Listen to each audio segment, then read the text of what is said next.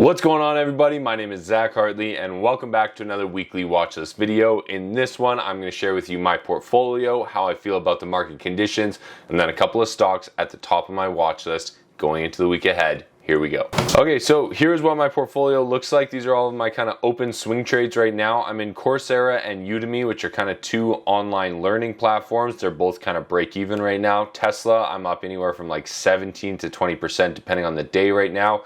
Marathon Digital is a Bitcoin mining company that I bought options in. I just made a breakdown and kind of summary video about this trade on my channel, so definitely go check that out. And then Amazon right now, I'm in a swing trade. We're up 7%. We're doing okay. Overall, the portfolio for swing trades is looking decent right now. And if you want to see any of my trades or analysis as I make these trades, definitely check out the link down below for access to my Discord chat. Now, when it comes to the market itself, we're seeing a strong recovery. The NASDAQ, as you can see, has entered a new bullish trend. We're trading above our moving averages. And we're starting to break out of some previous resistance. Same thing here with the S&P 500. Breaking out of previous resistance, now acting as support as we bounce off again.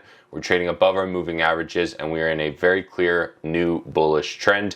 When we look at the Dow Jones Industrial, slightly different pattern here. We have broken out of the bearish trend, but we have kind of consolidated and found some resistance right around this kind of 34 to 35,000 level. So I am watching for a breakout of that key level. Now, when it comes to Bitcoin, we saw a major breakout about 3 weeks ago, and then ever since then we've been consolidating pretty much around this $30,000 level. It's going to be very interesting to see if BlackRock can get their ETF approved, because if they can, it would be a very strong sign that institutional money is starting to get into cryptocurrency, and I think that could send the price higher. So I do want to hold on to my Marathon Digital options right now. They don't expire till December, so I've got lots of time, and I'm pretty excited to see how things go over the next few months. Now, when it comes to earnings, there are not a whole lot of big companies reporting earnings this week. However, on Friday, we do get a bunch of banks. We get JP Morgan Chase, we get Citi, we get Wells Fargo, we get State Street, and we get BlackRock. And so that sort of kicks off the earnings week and the earnings session for Q2 of 2023, which will be very, very exciting. Now, in just general market conditions, here's a couple of points that you may want to consider. Number one, we got some major US employment data back last week, and it was very strong, which would support the case for a rate increase at the end of July. The Federal Reserve in the United States is meeting at the end of July to decide what they want to do with interest rates. If inflation comes back strong and jobs, which has just come back strong, if both of them come back strong, then we are definitely going to see a rate hike at the end of July. As of right now, it looks fairly likely that we are going to see that rate hike. Bank of Canada is actually going to make their decision this week, so that will be interesting to see.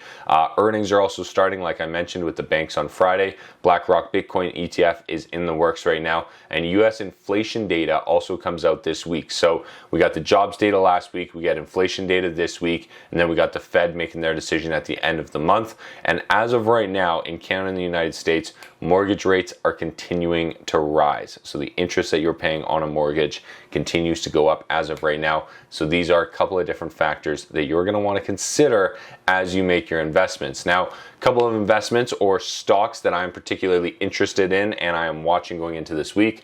Number one is Perion Network. This is basically a database AI kind of company, and they have found some major support right around $30 here. They hit resistance here back in 2021. It is now acting as support. We have a double bottom right here, and we are approaching previous resistance. If we can break through that resistance, I think there's a great opportunity here.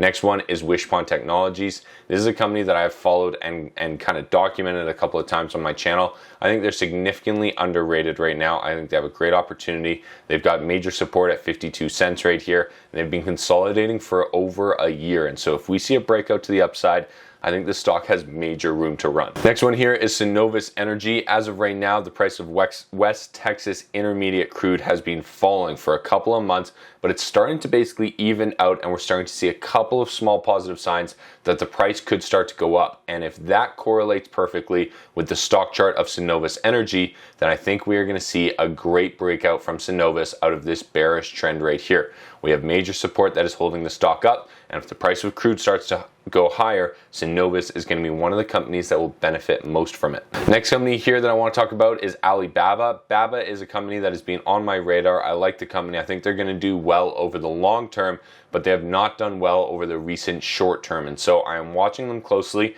As you can see, we just broke out of resistance right here. We've got support around $80. We had good solid action with increased volume on Friday, and if we can break through this sort of, let's call it $90 area right here, I think that could be the start of a new bullish trend. It would be a couple of consecutively higher lows, and I think it could be a great signal to get into this stock early. Next one here is Real Brokerage. This is a stock that I've been following really closely with EXPI or EXP Realty Holdings, and I'm interested in these companies because they're both growing very quickly. They have a slightly different model in the real estate game, and if these higher interest rates cause more transactions because people can't afford their current mortgage, then I think these companies could stand to benefit at least slightly. This company, as of right now, has already bounced off of $1. It's approaching $2 here, and if it breaks out, I think, again, there's a great opportunity. Or you trade it back down on a bounce off of $1 if it comes back down. So that's sort of my game plan and my strategy there. If you want to learn more about any of this, you can check out the Discord chat that is linked down below, or all of my free courses on Skillshare. When you sign up for Skillshare, you get 1 month free, and you can take my stock market course, my options course, literally anything you want. I've got a bunch of different content on there. There's over 14,000 students, over 400 reviews on the stock market course, and I promise you it'll be the best free resource that you can find online. Check it out, link is down below, and thank you guys so much for watching till the end of this video. If you get any value out of it, please remember to click that like and subscribe button, and we'll see you in the next one. Good luck trading, good luck investing, and we'll talk to you soon.